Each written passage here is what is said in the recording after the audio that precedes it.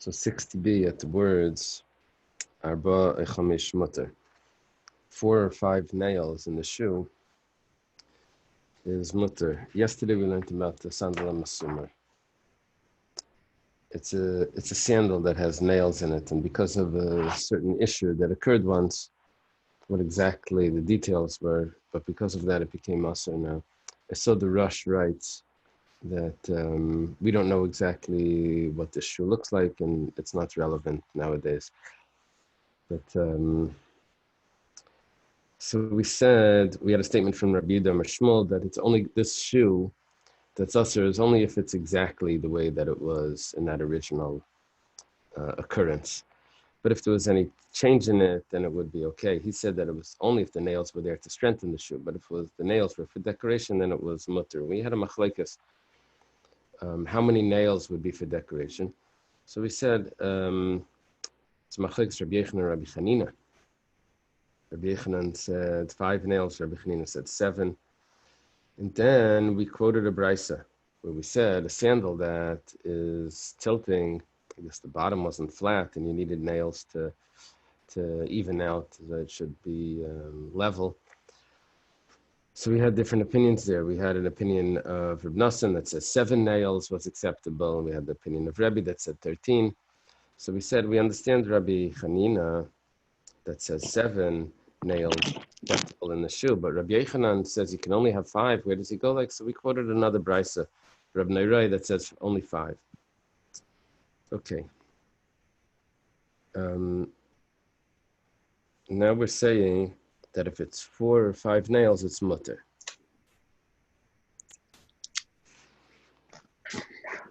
Good morning. Good morning. Good morning. This is actually referring to if in brisa that was quoted, we said if the nails fall out and there's left 4 or 5, then it's mutter. So the Gemara says hasta chamish shari. If there's 5 nails left, I see originally it was forbidden, but because the nails fell out, so then it becomes mutter. So if there's 5 nails left and it's mutter, so arba mibai. So it was already mutter at 5 nails. The microphone's a lot of noise. Oh,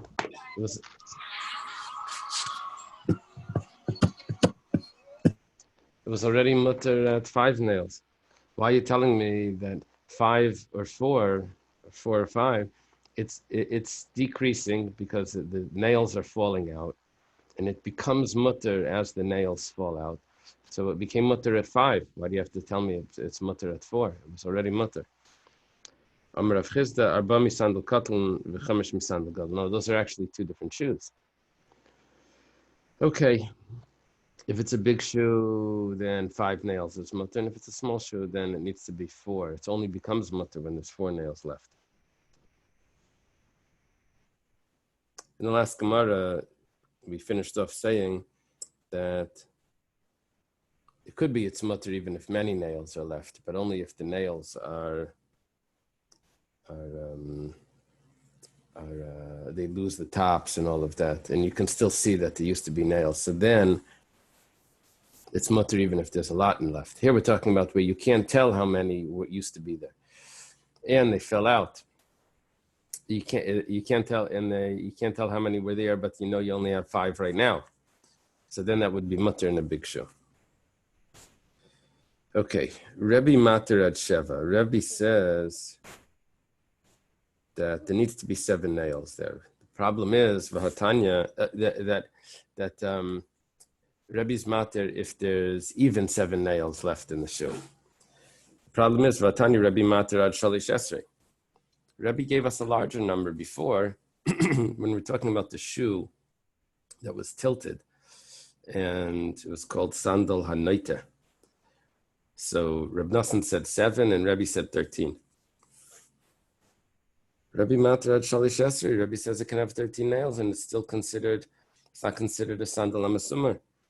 So the Gemara answers Noite Shani. Over there, the nails were serving a certain purpose. They were trying to make the shoe even.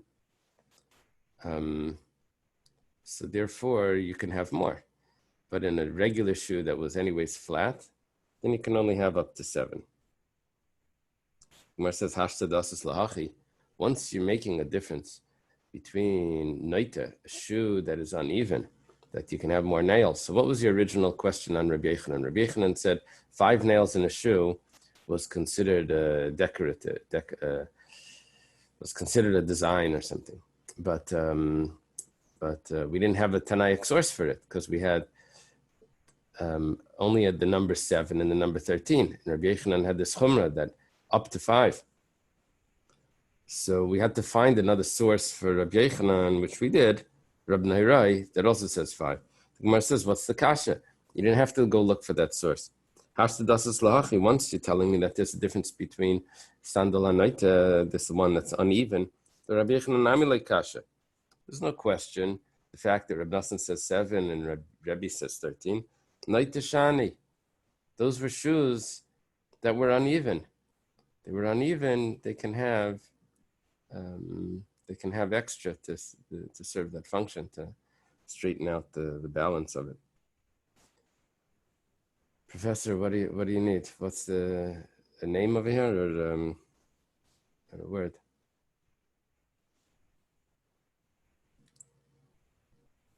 One second, let me unmute.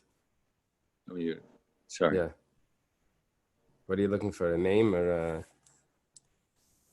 a word? I was opening my charts. Oh, okay. Get all these guys lined up.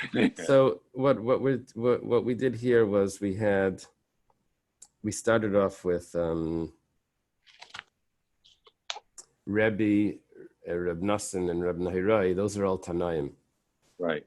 We mentioned the Kasha and Rabbi Yochanan. That's a Meira from Eretz Yisrael. We wanted to know which Tana Rabbi Yochanan would fit with. And we just said now that it's not really necessary because they were talking about a shoe that was unbalanced. So they're talking about something else. He doesn't need to fit with him. Decoration. Yeah. Got it. Mm-hmm. Okay. Now, Amar Rav Matana, Rav Masna, V'amilam Rav Achtabai. Where's Yassi? Amar Rav Achtabai Bar Matana, Amar Rav Matana. That's an Achtabai reference. Amar Rav Matana, Rav Masna, I'm not sure how it's pronounced. He says, Ein halachik Rabbi Elazar bar Shimon. Rabbi Elazar bar Shimon, that's Rabbi Shimon bar Yochai's son, we had him on the top of the wide lines, right here on this stuff, on the top of the wide lines. We mentioned that this shoe you can use for other functions. We said you can't wear the shoe. You can't even wear it in the house. However, you can use it to cover a vessel, and you can use it to support the bed. And Rabbi Elazar bar Shimon said that you can't. So the Tanna Kama held that it was considered a keli shemalachta le'isr, which you're allowed to use. L'tzarech gufay makayim keli shemalachta le'isr is a utensil that's its normal function is forbidden work. Let's say a hammer. It's made for building, but you're allowed to use it to crack nuts or something. So, or for any other use. Or l'tzarech makayim, it happens to be on your chair and you want to sit down, you're allowed to move it. It's not a real muktzah, keli shemalachta le'isr. It's a utensil. Rabbi Elazar bar Shimon has this extra chumrah that he says, no, this shoe is a real muktzah. You can't move it at all for any purpose. It's a real muktzah.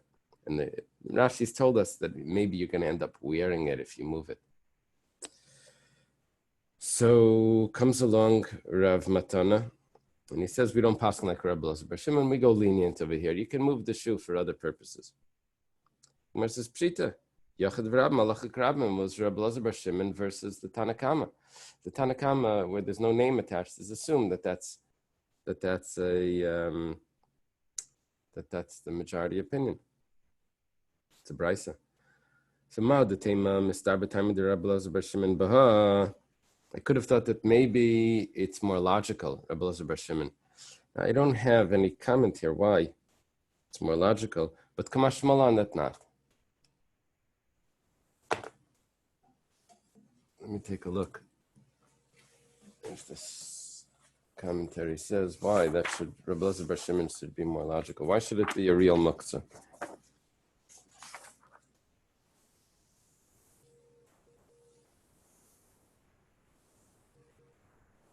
It's not like Eily.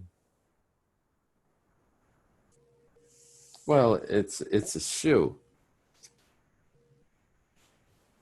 So the only comment that they make is maybe I should suspect to Rabbi Elazar bar Shimon that maybe he really might wear it when he's moving it, and he's not allowed to wear it even in the house. So it's not. It's a. The term that it's a real muktzah throws you off. It's not. That's not the idea that it's a real muktzah. The idea is that there's a decree that you might end up wearing it, and that's a real decree, and you're not allowed to wear it. So, but Kamash Malan that you're allowed to move it, and we're not concerned that you're going to wear it.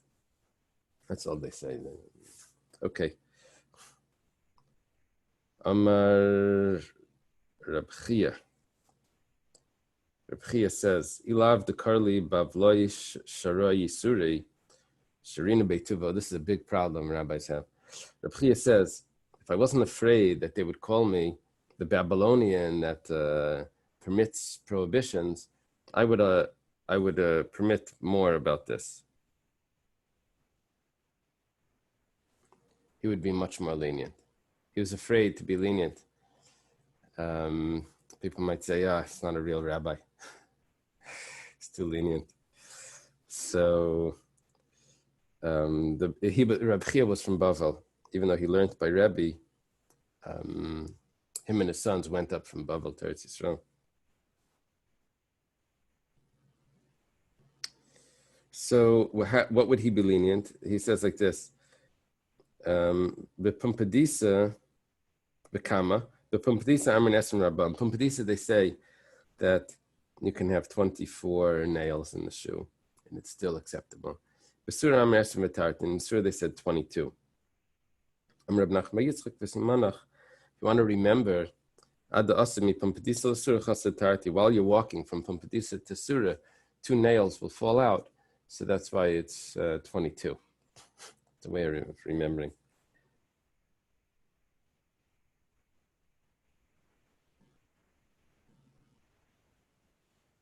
All right. I don't know if there's any other allusion there other than, I'm not sure.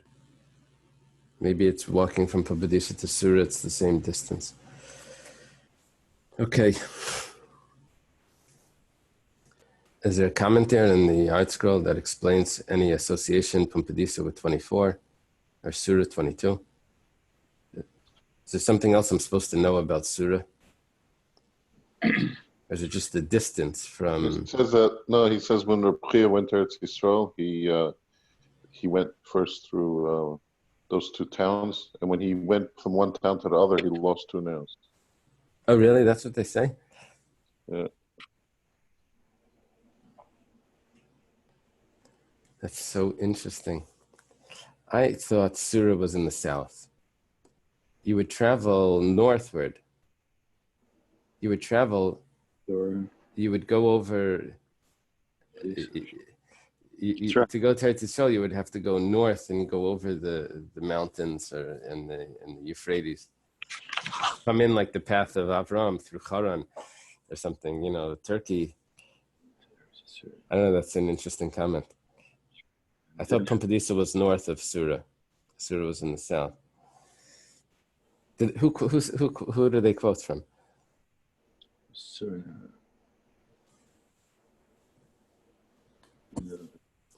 Okay, whatever. It's on the chart. Am I correct? That Pumpadisa is more north. Okay, but okay, whatever. On the charts from south to north, it's Surah and Hardia, then Pumpadisa. Uh-huh. So the maybe question is the travel map. That's the question. Yeah. Okay. Maybe he took a southern route. Maybe there was southern route. through the desert, or Uh-huh. Like camels rather than along the river. Uh-huh. Okay. Now it says v'loi b'yachid. Travel route. V'loi b'yachid b'zman she'en b'raglim maka. You're not supposed to go out with one shoe unless he has a maka, an injury on his foot. I just did something here. Oh, you're showing me this. And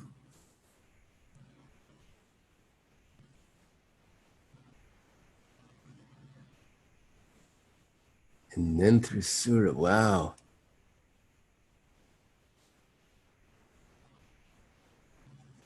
This would be likely that had Rabbi been wearing such a sandal, the sandal would have some nails during the trip.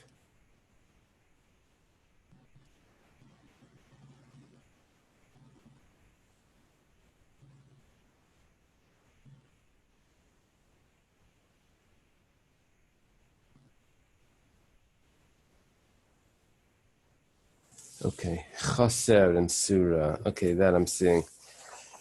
Okay, that's a good one. Okay, that's what Rashi means. Doime etzel doime, Surah and Chaser. Okay, Shekayach. Now it says he shouldn't go out with one shoe unless he has an injury on his foot. Hayesh baragli maka. We're on top of 61. But if he does have an injury, nafik, then he can go out with one shoe. Now, b'haiminayu nafik, this is a very interesting question. Which shoe does he wear? On his injured foot or on the other foot? It's like someone has crutches, or he has one crutch. Which side does he put it on? The side that where the foot is bruised, or he puts it on the other side? So, which shoe does he wear over here? Does he wear on the injured or on the healthy one? Rav Huna says he puts the shoe on the injured foot. It's what we do with a cast. Put it on. You don't want it to get banged again. Alma kasaver sandal the shumtzar of it, that the sandal was made to make sure that it doesn't get hurt. Chia Barav Amar, Chia Barav, same generation as Rav Huna, he says, Rav Huna is a student of Rav, but he says she ain bamaka. He says you put the shoe on the one that doesn't have the bruise. Alma kasaver l'shem tainug of it, that it's put on for enjoyment. V'zu sheyesh bamaka makas mechachas alav. And this one that has an injury, so it's understood why he's not wearing the other shoe. Okay, we learned before when we learned this, we learned two interpretations. Rashi quoted, what's the issue of one shoe? One was a quote from the Yerushalmi, that maybe he's wearing the other one underneath this shoe itself, which is really carrying. And people will think that he's carrying it under, he's wearing two shoes, one inside the other one.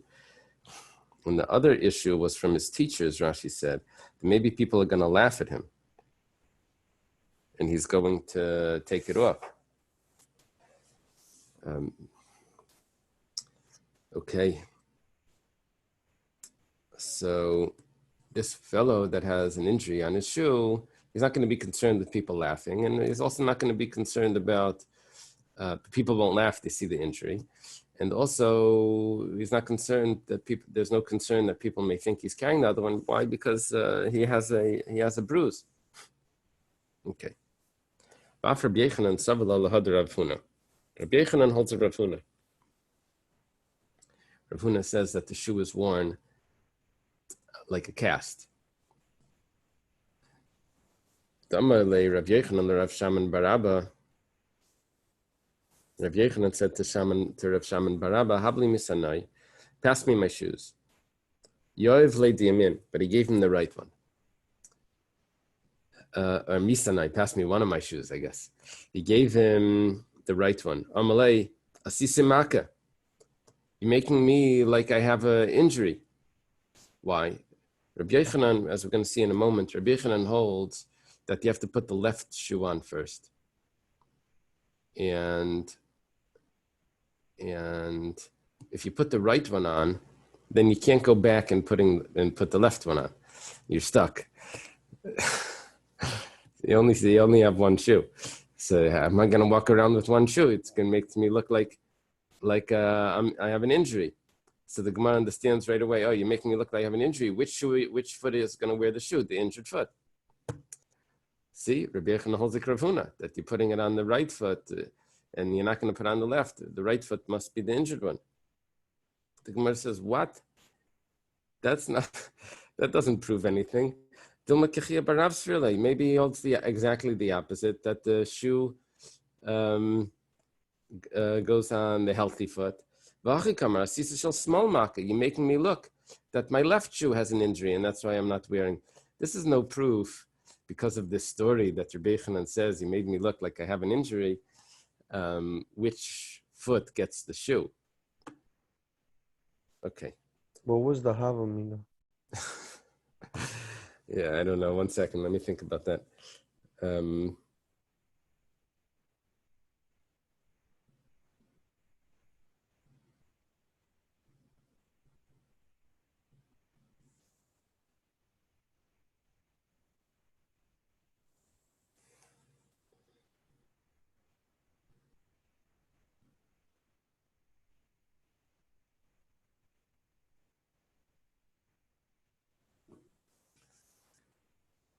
I'm not sure if what they thought was when he says asise maka,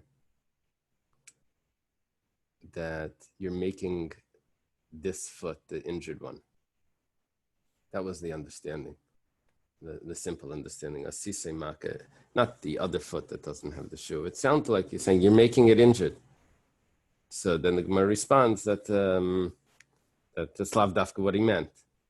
It could be it was more literal, that it was the right foot. I don't know. Now the Gemara goes back to explain what the issue was with Rabbi Yochanan, what was happening here. Rabbi Yochanan follows his reasoning. Dam Rabbi Yochanan, ketfilin, kach minalin. Like tefillin, that's how you have the shoes. Interesting comparison. Mat tefillin b'smal, af minalin b'smal. Just like the tefillin you put on the left one, on the left arm. Also, shoes you put on the left. You start with the left.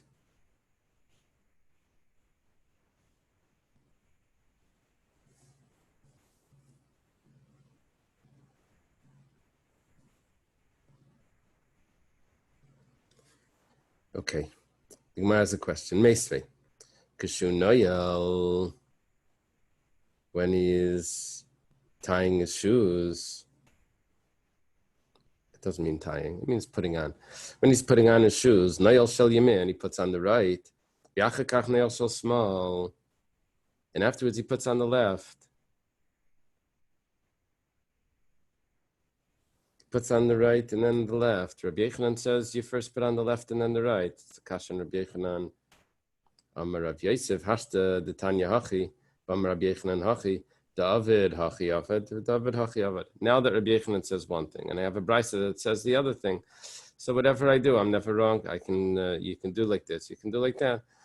You have Rabbi Yochanan's opinion. You have the brisa's opinion. Very interesting statement of Rabbi Yosef. We usually don't say that Rabbi Yochanan is a Tanu Pali. Say Rabbi Yochanan, I'm sorry? Maybe one has shoelaces and one doesn't. We'll get to that. We'll get to that. Yeah. I'm just thinking that Rabbi Yosef's comment is that you can do either way, even though you have a brisa mamish fakert. It's a surprise. Amalei Abaya tells to Rabbi Yosef, Abaya is a student. Dilma Rabbi Yochanan hamas nisan lei avishmielei, v'avishmielei avihodabei. How can you say that? Maybe Rabbi Yochanan didn't hear the brisa. If you tell him the brisa, he would change his mind. He can't just follow Rabbi Yochanan. But Abaya goes on. The inami or else shmielei. Maybe he did hear of the brisa because of rein halacha kaisa mishnah. and he knows the brisa. He just holds that the halacha is not like that brisa.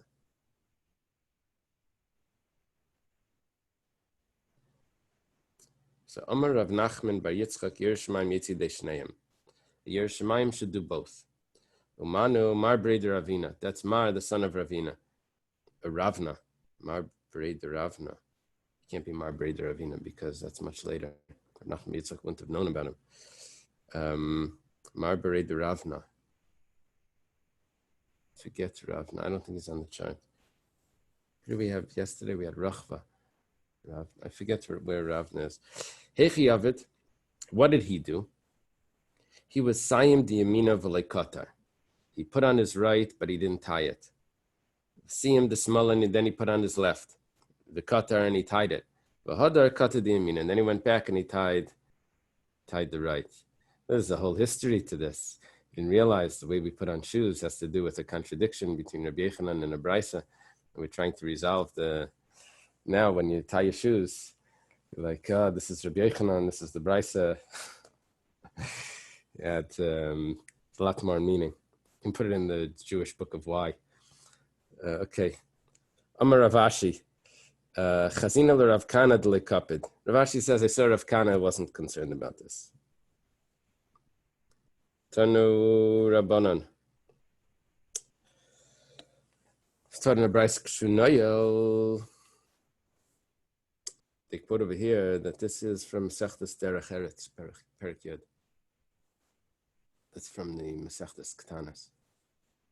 In the back of the Avodah Zarah Gemara, back of the last volume of Nezikin, which is either Sanhedrin or Avodah Zarah, whichever print you have.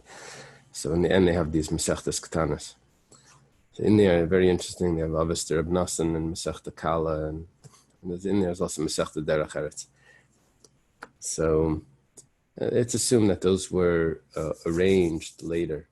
They're arranged by the Gainim, probably. That's the assumption. But there were earlier brises that were collected, put together by the Gainim. When you're putting on your shoe, you put on the right one. And then you put on the left. When you're taking off your shoes, you first take off the right. This doesn't contradict anything that we learned. We didn't discuss the tying. The tying, granted, is the left. Here, you put on the right, then the left. Taking off, you take off the left and then the right. When you wash, bathe, first you wash the right side, and then you wash the left. Which is what we do when we wash for Netilas Yadayim or whatever.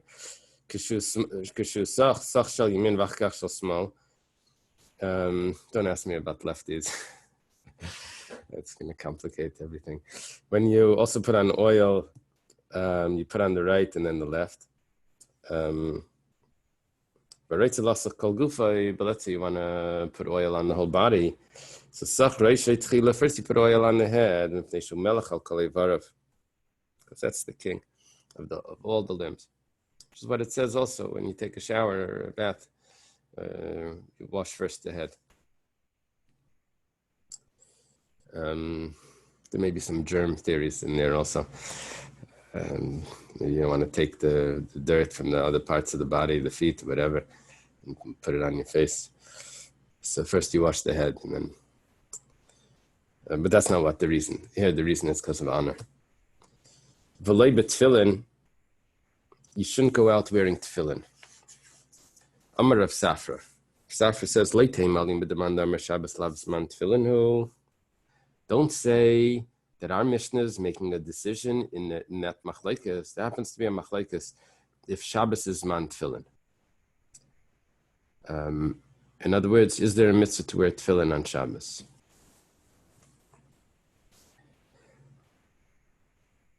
So, don't say that our Mishnah is taking an opinion about that. We don't wear tefillin on Shabbos. But is there a possibility? Is there a mitzvah there? So don't say that we're getting involved in that when we say that you can't wear tefillin on outside. Why? Even according to the opinion that says that Shabbos is the time for the mitzvah of tefillin, but lo yetzi dilma asel asiyah b'shas rabim, you have a concern. Don't wear it outside. Even according to the opinion that holds that you're allowed to wear tefillin on Shabbos, that it's a mitzvah to wear tefillin on Shabbos. But don't wear them outside. Why? Because someone may need the bathroom and he'll have to remove the tefillin. He'll end up carrying them. So we're not getting involved when we say don't wear tefillin outside in that machlekes. It could go either way. Vikad the Masnila Sefer, some learn it on the end of this statement of Rav Safra. It goes on the end of the Mishnah. It says, Vim Yatza, but if he did wear it on Shabbos and he went out, Ein chayiv chat is not chayiv chatas. On this summer, Rav Safra, Leitei Mali b'demandar b'Shabbos man tefillin. Don't say this goes according to the opinion that holds Shabbos is man tefillin. And that's why you're not chayiv chatas. Because you were totally allowed to. It's a regular thing to wear on Shabbos. Don't say that. Even according to the opinion that holds Shabbos has nothing to do with the time for tefillin. It's not the mitzvah on Shabbos. You're still not chayiv chatas. My time at derech malbash avida. You put it on the way you wear it. Even if it's not the time for it, but you still wore it normally. So there's no chayiv chatas. You're not allowed to wear it because you might end up carrying it. It's nothing to do with the mitzvah of tefillin. Even if you hold that it's not the time for it, but if you wore it in the normal way, you're still exempt from a chatas. Okay, and then we send v'lei b'kmeya b'zman she'ena mumcha. Kmeya is in the amulet.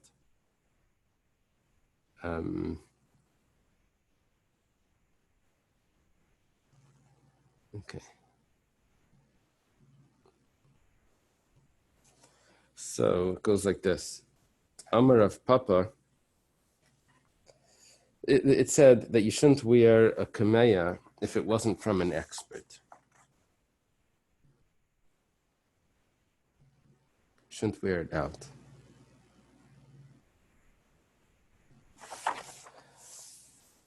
What do you have over there, doctor?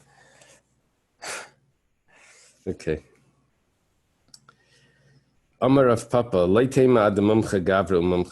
don't say that you need two verifications here. You need to make sure that the doctor is an expert and also that the medicine is proven to work. Don't say that you need both. Once the doctor is an expert, I guess maybe here it's an herbalist or a Kabbalist, I don't know. Afalgav, delay mumcha kameya. Even if the kameya is not proven, that's already acceptable to wear. You got it from a reliable source, that's good enough. Dekanami, I'll prove it. If you look carefully in the Mishnah, don't go out with a kameya if it's not from an expert. It doesn't say that the kameya itself is already expert, is already proven that it works. It's minamumcha, from an expert person. That's when, if it's not from an expert person, then you can't wear it. If it is from an expert person, then no problem. Then you could wear it. What if the kameya is a mumcha? It wasn't from an expert person. That we'll see. It cured 3 people. Right. That we'll see in a moment. We'll see in a moment. You have both options. We'll see shortly.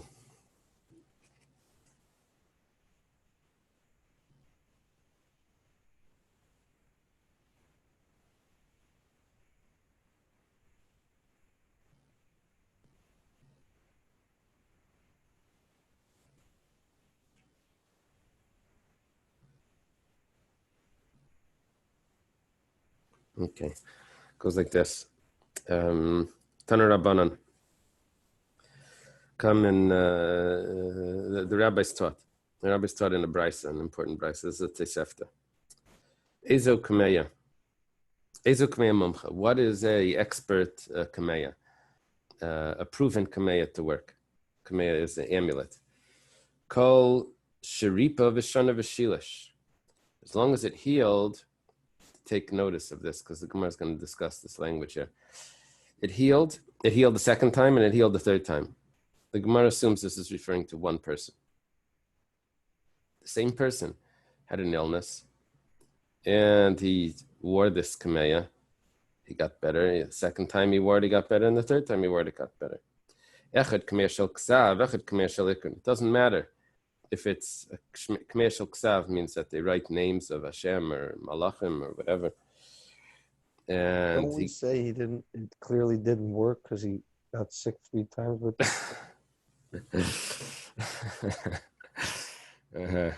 That's not the way they did the studies back then. Probably he took it off. When he wore it, it got better. He took it off.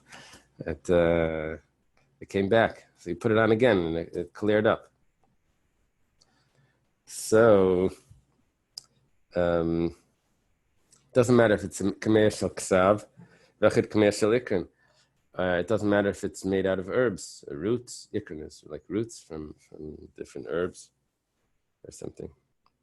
Chinese medicine. Echad Chayla Sheyesh Bei Sakana. Doesn't matter if the person was dangerously ill. V'echad Chayla Sheyesh Bei Sakana. It doesn't matter if it wasn't dangerously ill. Leishin Nichbe doesn't mean that he needed to have nichbes like epilepsy. It doesn't mean that he needed to have like collapsed. Could be that his family has this epilepsy, and he wore the kamei and he never got it. That's also good. You can tie it. You can put it on. Untie it. I guess afilu b'shus rabim must mean that you can wear it in the Rishus Rabbim. As long as it's on a type of strap or on a ring, because then it looks like you're turning it into jewelry, and it's totally not jewelry. It has to be that you're wearing it as a amulet for refuah. That's the way to wear this. If you wear it in another way, then that's not the correct way to wear this. And as long as you don't put it on with those straps or rings, wear it into Rishus Rabbim, you should marasayin, because it looks like you're not wearing it for refuah. It looks like you're wearing it as jewelry, and it's not jewelry. Okay. The Gemara has a question on this. It says, "Vatanya izikmei mumcha kol shripa gimel bnei adam keachad." What is a kameya mumcha? What is a proven kameya? That's if it healed 3 people. Our brisa says, "Ripa v'shana v'shilish." It healed the same person. How are you saying that this is a scientific study? It heals the same person 3 times, when we have another brisa that says in order for it to be an accepted kameya, it needs to heal 3 different people. So the Gemara says like kasha. It needs to be you need to have a control group. Like kasha. Halam chi gavra, halam chi kameya. It depends what you're trying to prove. Trying to prove that the kameya works, then the same person 3 times that'll. If you're trying to prove that the person is an expert, then it would need to be 3 different people. He has to heal 3 different people. Now, it's not so clear exactly right now.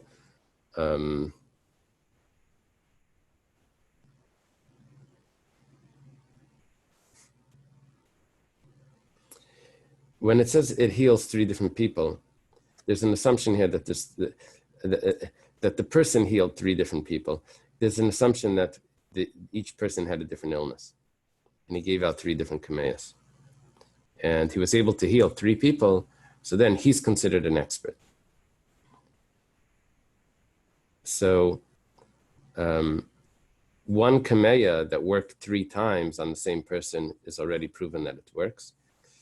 A person that heals 3 different people is proven that he's a good kameyaist.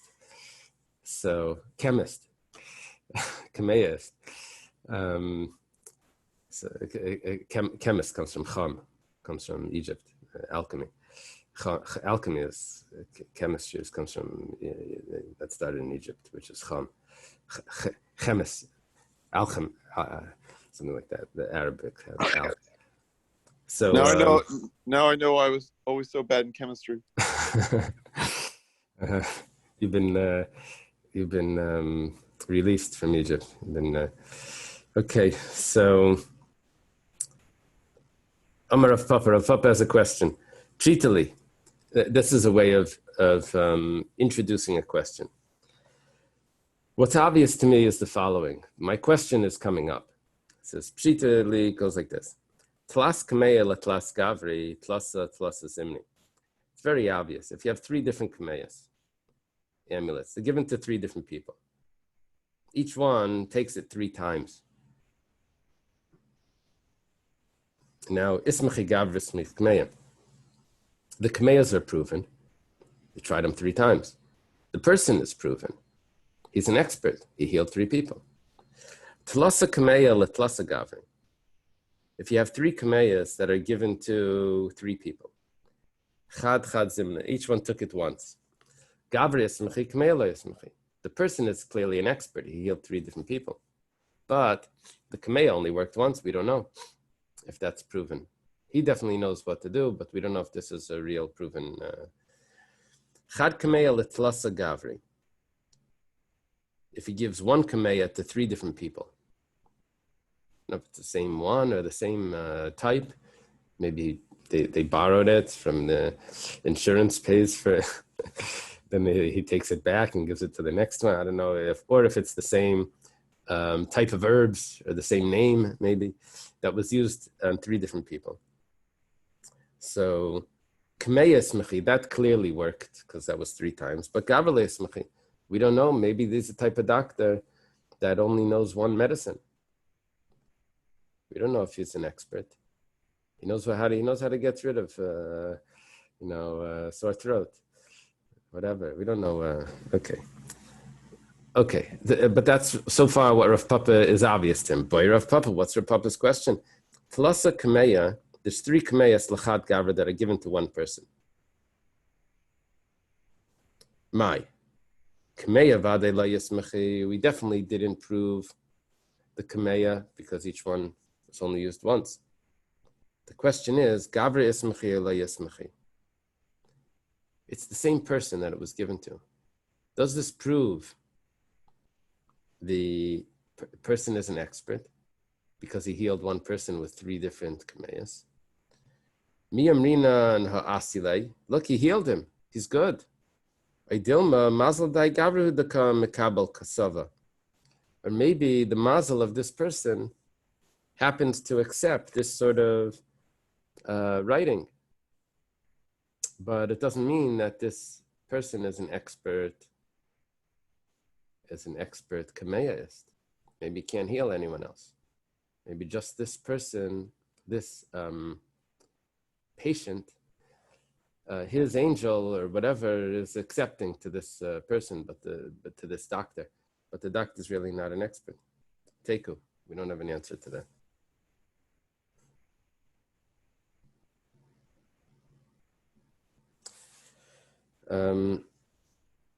The problem is, the Brisa before said that if you heal 1 person and then you heal him again, so the kameya is proven. We didn't say before that it's the mazel. So we say you can't compare because that was the same kameya. Over here, we're talking about different kameyas that is given to the same person. It's clearly not the kameya. It's someone's mazel. It's either the doctor or the patient. If it's the doctor, then that's good. But if it's the patient, then we don't know if the doctor is really proven. Okay. They have a question. Our kameya is holy. They have names in them. Different types of names. It doesn't tell us exactly what names. Angels or names of Hashem. Is it holy? The Gemara says, what is, explain your question. What exactly do you want to know? What is the relevance to your question? Maybe the question is, if a fire breaks out on Shabbos, so Sfarim, Sifrei Torah, you're allowed to save. You're allowed to take them into the courtyard, even though there was no Erev. not to Rosh Hashanah, but to the courtyard without an Eruv. You're allowed to do. So are you allowed to save Kameas as well? Tashma. By the way, on the Kameas, I have this. I know someone that I don't know if he bought it or he inherited a Kameya from Rabbi Eily of Lezhensk. Anyway, he went to a Makubal once in the Makubal. He went with his family. The Makubal tells him, he gives a bracha to his wife. He turns to him. He says, I don't have to help you. Rabbi Eily is helping you.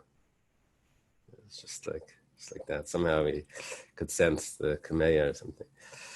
So anyway, I don't know exactly how these things work. But they were being used, I know, over even, even before the war, or maybe even now, there's kameyas that are going around. The Mishnah Brura writes he has a concern with these things like that Dr. Stein has. He has a concern about on this picture. He has a concern that they'll be mistreated. He doesn't want you to. If it's in a frame on the wall, then fine. But just make a copy of something in this. There's a problem, as we're seeing over here, that Yesh Ben Kedusha or not. They have names of Hashem hidden in different ways. And so what's the relevance to the Kedusha? Is it because you're saving it from the fire? Tashma habrachais v'akameyin.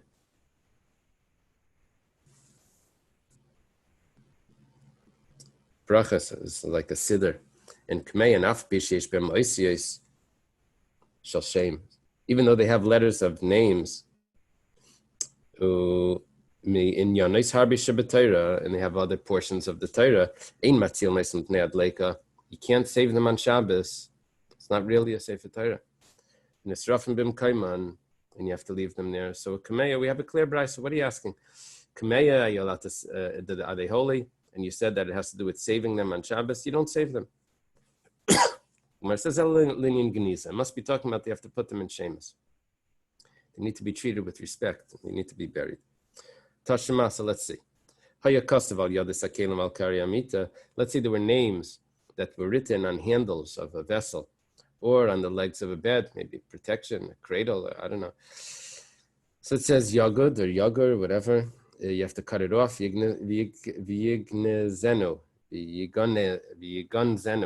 And you bury it. Put it in the gniza. Ella, so we have a brisa. The Gemara says, so our question is really different. Question is, are you allowed to wear them into the bathroom? Or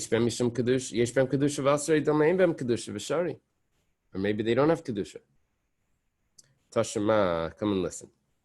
You can't go out with a kameya if it's not from an expert. But if it is from an expert, nafik, you can go out. You're allowed to wear a kameya on Shabbos. Immediately we have an issue. Why weren't you allowed to wear tefillin? You may take them off when you need the bathroom and carry them. It's a clear proof. If you say that kameya has kedusha,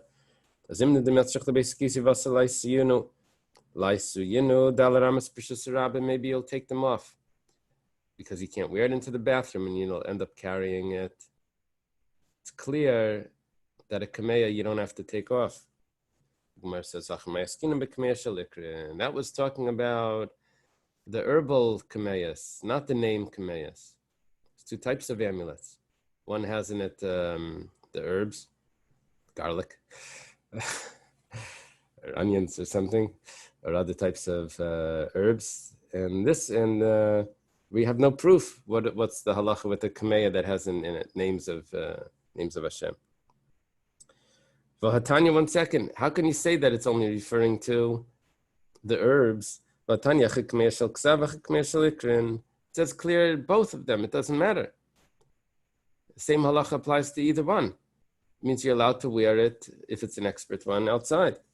Halacha mayaskin and b'chela sheyesh beisakana.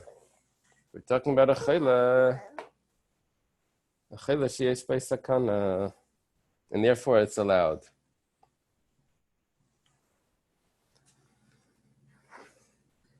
It's allowed to wear it.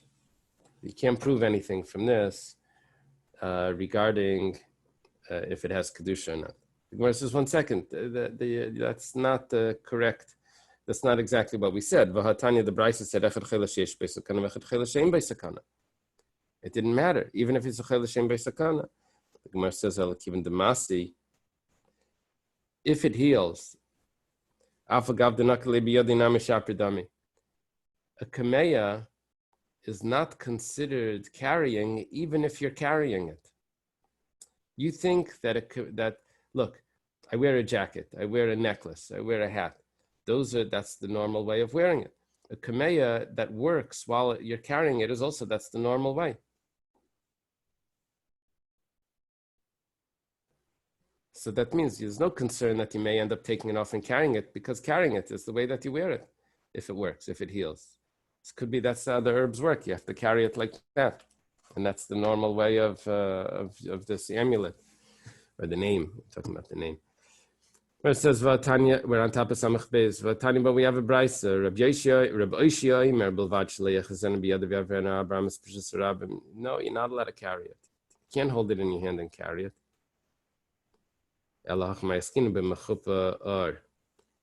Over here, you have no proof about anything if you're allowed to wear it into the bathroom, because we're talking about a kameya that's covered in leather, and therefore you're allowed to wear it into a bathroom, so you don't have to take it off. The Gemara says, really? That's enough? Just a little piece of leather over it? Very tefillin the mechupar. Tefillin has a scroll inside the tefillin, and it has a case. It's the bias. The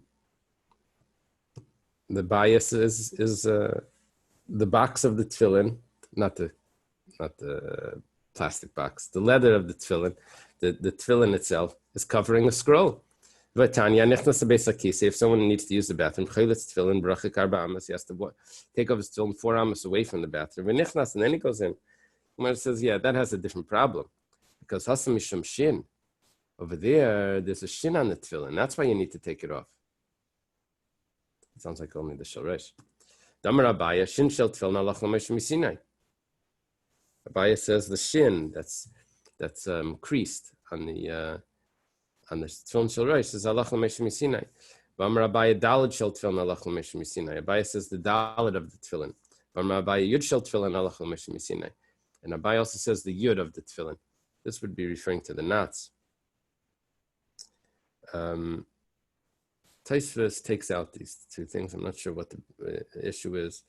He has a proof from somewhere that these last 2 points are not. He has a proof that we're not supposed to have this girsa of a bias saying that the yud and the dalet are halach l'moshe misinai. Now the Alter Rebbe in Hilchos Tefillin writes that everything in Hilchos Tefillin is not ma'akiv. A lot of things are not ma'akiv unless it's in the Gemara. A lot of the halachas are from the Goinim, and so that's only the din l'chatchila. You have to. It's an unbelievable thing that a lot of Hilchos Tefillin came from later.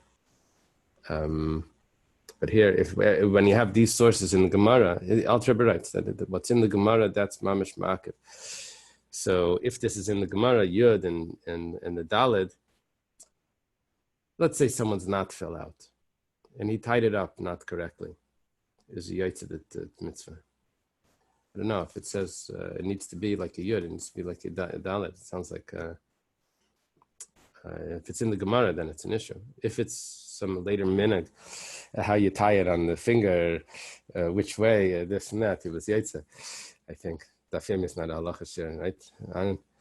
It says, "V'lei b'siryain," not with a armor. We said this was like scales, like an armor of mail. It's v'lei b'kasta, not with a helmet, like magafine. We said that was like a shin guard. Siryain is zarda. I don't have the translation, but I assume it means, I have the French, which is brunya. I assume it means like the scales. Kasta, we said, Amarav Sanvarta, which is a hat. A leather hat that goes under a metal hat. some sort of helmet. And magifayim is amarav bezamki, which Rashi tells us is like iron socks. I guess some sort of leg guard. That's now these were things that you weren't supposed to wear on Shabbos because it's only considered a way of dress and battle. Otherwise, it shouldn't be worn. Even though if you do wear it, it's you're not chayiv chatas. That's what the Mishnah said. Okay, let's leave it over here. What about